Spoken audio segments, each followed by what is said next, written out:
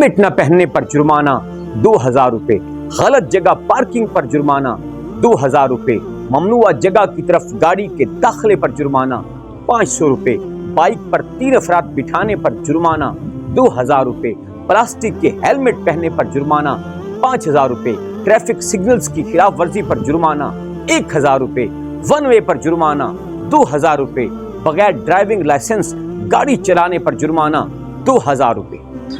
अब दूसरा पहलू देखें, सड़क पर बेशुमार गड्ढे खड्डे, कोई जिम्मेदार नहीं।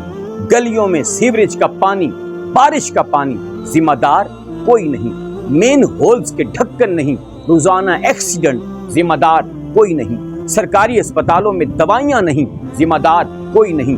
नाकारा सिग्नल लाइट्स, कोई जिम्मेदार नहीं। सड़क की खुदाई के बाद उसकी मुरम्मत नहीं होती, कोई जिम्मेदार नहीं। सड़क पर सियासी फ्लेक्सेस और बैनर्स लगवाए जाते हैं, कोई जिम्मेदार नहीं।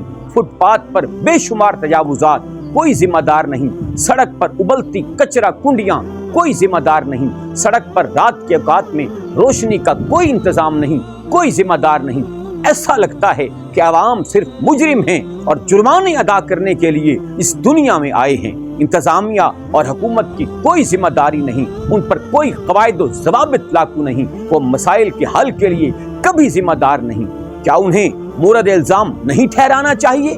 शहरी फराइज अदा करें, शहरी तकलीफ का सामना करें, शहरी टैक्स अदा करें, शहरी हुकूमत का खजाना भरें और हुकूमत हमारे टैक्सों से अय्याशियां करे। हालात तब्दील होने चाहिए। ये सब मुमकिन होगा अवाम में बेदारी पैदा करने से।